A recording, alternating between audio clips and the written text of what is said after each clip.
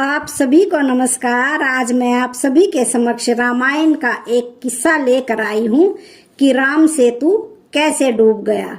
हमेशा तैरने वाले पत्थरों से बने पुल के डूबने के कई कारण हैं, तो जानते हैं उन कारणों को। रावण पर विजय के लिए जब भगवान राम को लंका जाना था तो उनकी वानर सेना में शामिल नल नील ने पानी पर तैरने वाले पत्थरों की मदद से समुद्र पर पुल बनाया। अब ये पुल पानी के अंदर डूब गया है। ये कैसे संभव हुआ कि हमेशा तैरने वाले राम सेतु के पत्थर पानी में डूब गए। श्री राम ने लंका पहुंचने के लिए रामेश्वरम से श्रीलंका तक समुद्र पर तैरने वाला पुल बनवाया था। फिर ये डूबा कैसे? वाल्मीकि रामायण कहती है कि जब श्री राम ने सीता को लंकापति रावण से छुड़ाने के लिए लंका पर चढ़ाई की तो उन्होंने नल और नील से एक सेतु बनवाया था। इस सेतु को बनाने में वानर सेना ने नल और नील की मदद की थी। इस सेतु को पानी में तैरने वाले पत्थरों का इस्तेमाल कर बनाया गया था। इन पत्थरों को किसी दूसरी जगह से लाया गया था। कई विशेषज्ञों का मानना है कि इस सेतु में ज्वालामुखी के प्यूमाइन स्टोन का इस्तेमाल किया गया था, क्योंकि ये डूबते नहीं हैं। फिर ऐसा क्या हुआ कि राम सेतु पानी में कुछ फुट डूब गया, जबकि उसके पत्थर हमेशा तैरने वाले थे।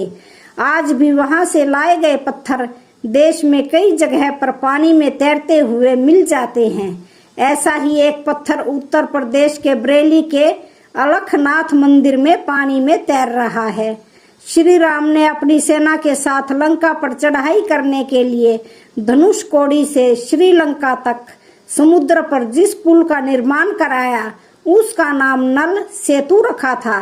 दरअसल ये पुल नल के निरीक्षण में वानरों ने 5 दिन के भीतर बना दिया था, इसका जिक्र वाल्मीकि रामायण में मिलता है। रामायण में इस पुल की लंबाई 100 योजन और चौड़ाई 10 योजन बताई गई है। गीता प्रेस गोरखपुर से प्रकाशित श्रीमद् भागवत रामायण कथा सुख सागर में वर्णन है कि श्री राम ने सेतु का नाम नल सेतु रखा। महाभारत में भी श्री राम के नल सेतु का जिक्र आया है। धनुषकोडी को ही क्यों चुना गया? वाल्मीकि रामायण में जिक्र है कि 3 दिन की खोजबीन के बाद श्री राम ने रामेश्वरम के आगे समुद्र में वह स्थान ढूंढ निकाला जहां से आसानी से श्रीलंका पहुंचा जा सकता था। उन्होंने नल और नील की मदद से उस स्थान से लंका तक पुल बनाने को कहा। दरअसल धनुषकोडी ही भारत श्रीलंका के बीच एक ऐसी जगह है जहां समुद्र की गहराई नदी के बराबर है। धनुषकोडी भारत के तमिलनाडु के पूर्वी तट पर रामेश्वरम द्वीप के दक्षिण किनारे पर एक गांव है। धनुषकोडी पंबन के दक्षिण पूर्व में है। धनुषकोडी श्रीलंका में तल्लेमन्नार से करीब 18 मील पश्चिम में है। इसका नाम धनुषकोडी इसलिए है कि यहाँ से श्रीलंका तक वानर सेना ने जो पुल बनाया था उसका आकार धनुष के जैसा है। इन सभी इलाकों को मन्नार समुद्री क्षेत्र के तहत माना जाता है। धनुषकोडी भारत का आखिरी गांव है जहां से श्रीलंका दिखाई देता है। कहां कहां है राम सेतु का जिक्र? वाल्मीकि रामायण में कई प्रमाण मिले हैं कि सेतु बनाने में उच्च तकनीक का इस्तेमाल किया गया था। कुछ वानर बड़े बड़े पर्वतों को यंत्रों की मदद से समुद्र तट पर ले आए थे। कुछ वानर 100 योजन लंबा सूत पकड़े हुए थे। यानी पुल के निर्माण में सूत का इस्तेमाल कई तरह से किया जा रहा था। कालिदास ने रघुवंश के 13वें सर्ग में राम के आकाश मार्ग से लौटने का वर्णन किया है। इस सर्ग में श्री राम का माता सीता को राम सेतु के बारे में बताने का वर्णन है। स्कंद पुराण के 3, विष्णु पुराण के 4, अग्नि पुराण के 5वें से 11वें और ब्रह्म पुराण में भी श्री राम के सेतु का जिक्र किया गया है। विज्ञान राम सेतु पर क्या कहता है? अमेरिकी अंतरिक्ष एजेंसी नासा ने 1993 में धनुषकोडी और श्रीलंका के उत्तर पश्चिम में पंबन के मध्य समुद्र में 48 किलोमीटर चौड़ी पट्टी के रूप में उभरे एक भूभाग की उपग्रह से खींची गई तस्वीरों को दुनिया भर में जारी किया। इसके बाद भारत में इसे लेकर राजनीतिक विवाद शुरू हो गया था। इस पुल जैसे भूभाग को राम सेतु कहा जाने लगा। राम सेतु की तस्वीरें नासा ने 14 दिसंबर 1966 को जेमिनी 11 से ली थी। इसके बाद 22 साल बाद IAS-1 ने तमिलनाडु तट पर रामेश्वरम और जाफना द्वीपों के बीच समुद्र के भीतर भूमि भाग का पता लगाया और फिर उसकी तस्वीरें ली। इन तस्वीरों से अमेरिकी उपग्रह की इमेज की भी पुष्टि हुई है।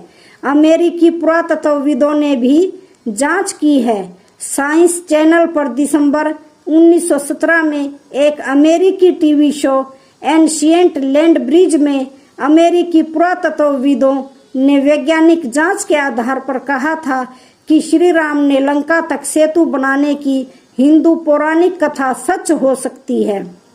भारत और श्रीलंका के बीच 50 किलोमीटर लंबी एक रेखा चट्टानों से बनी है। ये चट्टानें 7000 साल पुरानी हैं। वहीं जिस बालू पर ये चट्टानें टिकी हैं वह 4000 साल पुरानी है। नासा की सैटेलाइट इमेजेज और दूसरे प्रमाणों के साथ विशेषज्ञ कहते हैं चट्टानों व बालू की उम्र में इस विसंगति से साफ है कि इस पुल को इंसानों ने ही बनाया होगा। बता दें कि सबसे पहले श्रीलंका के मुसलमानों ने इसे आदम पुल कहना शुरू किया था। फिर ईसाई इसे एडम ब्रिज कहने लगे। राम सेतु के समुद्र में कुछ फुट नीचे डूबने का एक धार्मिक और एक प्राकृतिक पहलू है। कई शोध में कहा गया है कि 15वीं शताब्दी तक इस पुल पर चलकर रामेश्वर से मन्नार द्वीप पहुंचा जा सकता था। बाद में इसके पानी में डूबने के वैज्ञानिक कारणों में बताया गया है कि तूफानों ने राम सेतु की जगह पर समुद्र को कुछ गहरा कर दिया। वहीं 1480 में चक्रवात के कारण ये पुल टूट गया। फिर समुद्र का जल स्तर बढ़ने के कारण कुछ फुट पानी में डूब गया। धार्मिक कारणों में बताया जाता है कि विभीषण ने खुद इस पुल को तोड़ने के लिए श्री राम से अनुरोध किया था। पद्म पुराण के मुताबिक युद्ध से पहले रावण के भाई विभीषण ने धनुषकोडी नगर में श्री राम की शरण ली थी। रावण वध के बाद युद्ध खत्म होने पर श्री राम ने विभीषण को लंका का राजा बनाया। इसके बाद लंका के राजा विभीषण ने श्री राम से कहा कि भारत के वीर राजा हमेशा श्रीलंका पर हमला करने के लिए राम सेतु का इस्तेमाल करेंगे। उन्होंने श्री राम से सेतु तोड़ने का अनुरोध किया। विभीषण के अनुरोध को मानते हुए श्री राम ने एक तीर चलाया। इसके बाद पुल जल स्तर से 2 से 3 फुट नीचे समुद्र में डूब गया। आज भी अगर कोई इस पुल पर खड़ा होता है तो उसे कमर तक पानी मिलता है। इस जगह के नाम धनुषकोडी का मतलब धनुष का अंत होता है। हालांकि वाल्मीकि रामायण में इसका कहीं भी जिक्र नहीं मिलता है। कंबन रामायण में श्री राम के राम सेतु को तोड़ने का जिक्र मिलता है। राम सेतु के बारे में कुछ रोचक बातें। भगवान श्री राम ने लंका पहुंचने के लिए वानर सेना से राम सेतु बनवाया था। कहते हैं कि आज भी यह सेतु विद्यमान है, परंतु राम सेतु को लेकर भारत में सेतु समुद्र परियोजना के तहत जब इस सेतु को तोड़ने का कार्य किया गया तो हिंदुओं में इसे लेकर रोष उत्पन्न हुआ और फिर विवाद बढ़ता ही गया। हालांकि इस सेतु की काफी हद तक क्षति तो पहुंचा ही दी गई है। क्या है इसका सेतु समुद्रम से कनेक्शन? 2005 में यूपीए सरकार के कार्यालय में एक प्रोजेक्ट की बात हुई। इसके तहत भारत और श्रीलंका के बीच 2 चैनल बनाए जाने थे। इनमें से एक चैनल राम सेतु के रास्ते पर बनना था। ये चैनल मन्नार की खाड़ी, भारत और पाक बे श्रीलंका को आपस में जोड़ता। ये चैनल 12 मीटर गहरा और 30 मीटर चौड़ा बनना था, लेकिन इसके लिए राम सेतु की चट्टानों को तोड़ा जाना था। क्यों पड़ी प्रोजेक्ट की जरूरत?